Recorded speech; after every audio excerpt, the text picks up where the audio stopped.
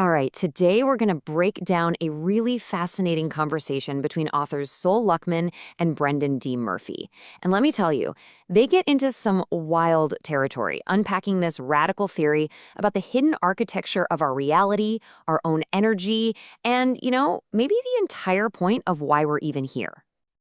So let's just start with this question, because it really sets the stage for everything. What if this place we call reality, which can often feel like a prison, is actually something else entirely? What if it's a training ground for us to become, well, gods? It's a huge idea, and it completely flips the script on some pretty popular and, frankly, dark spiritual theories out there. So, where does this whole rabbit hole begin? Well, according to the speakers, it all starts with a single, fundamental problem, a hidden vulnerability that supposedly exists inside every single one of us. Seriously, think about this for a second. Have you ever had that feeling? Like your energy, your creativity, your life force is just being trained away, and you can't quite put your finger on why. Well, the suggestion here is that this isn't just a feeling. It's actually by design. And here's the core of it. They argue that a piece of our energetic anatomy isn't actually ours. It's not part of our original blueprint. It's an add-on, an implant, and it was put there for a very specific and kind of parasitic reason. Okay, so what do we call this thing, this vulnerability? It actually has a name, and once you get what it is, the rest of the system they describe really starts to click into place. It's called the fragmentary body. You can think of it like a distortion, or even a literal hole in our energy field. It acts like an open port, an access point for our vital energy, what some people call loosh, to be harvested. So let's just break that down really quick. 1, it's an implant. It's not natural to us.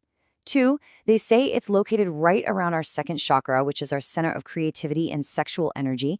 And 3, its entire purpose is to make our life force available to something else. Now, you have to understand, this isn't just some random glitch. The speakers argue it's actually a feature of a much larger, much more intelligent system, almost like a cosmic operating system that runs on our energy.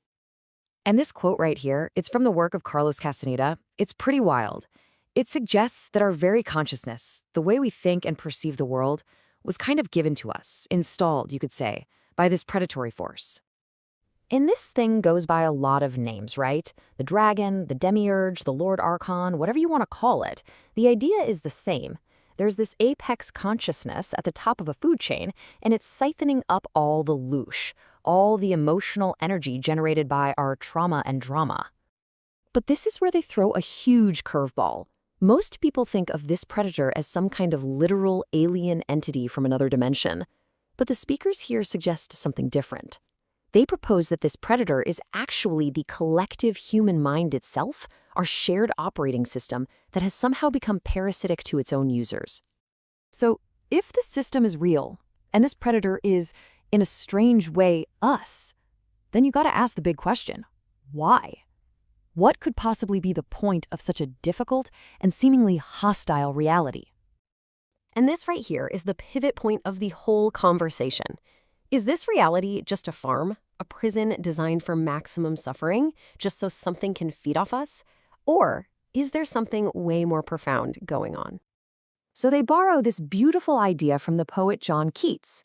He suggested that this world isn't a place of suffering, but a veil of soul-making, a place where raw intelligence is forged and hammered into a unique, individual soul through all the trials and experiences we go through. I mean, that just changes the whole game, doesn't it? What if this system isn't a prison, but a training ground? A cosmic dojo, or maybe a super realistic video game designed to challenge us, to force us to grow, and to see what we can become when we're put under pressure.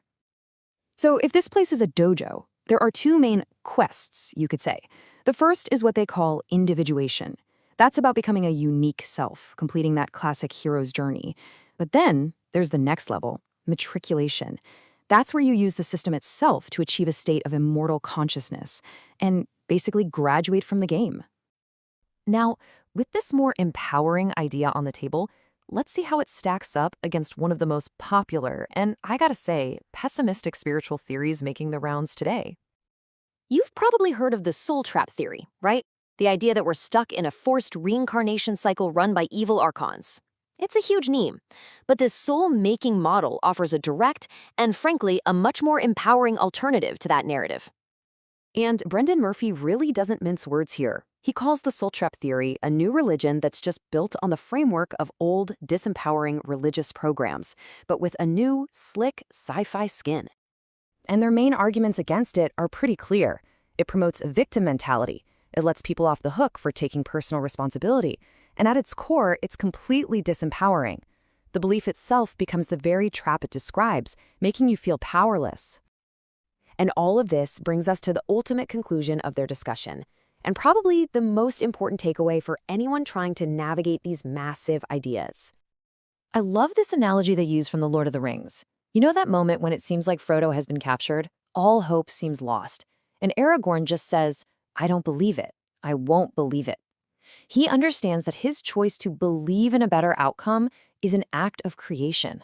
Belief itself is a force that can shape reality. And that's really the bottom line. In reality that seems to respond to our consciousness, the story you choose to believe about it is everything.